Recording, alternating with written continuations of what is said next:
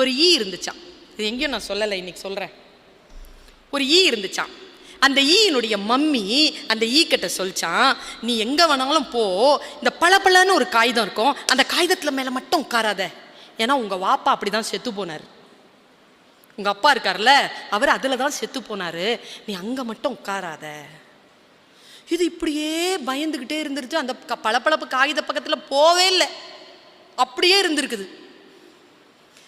கொஞ்ச நாள் போக அம்மா போயிட்டு சேர்ந்துட்டாங்க.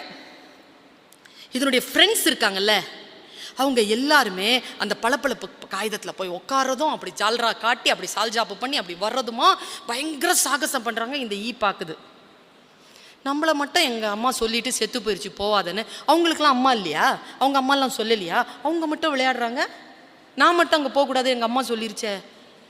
அது அப்படி இப்படி போய் அது வர்றது, அந்த ஃப்ரெண்ட்ஸ் வர்றது அவ்வளவு ஜாலி அதுக்கு.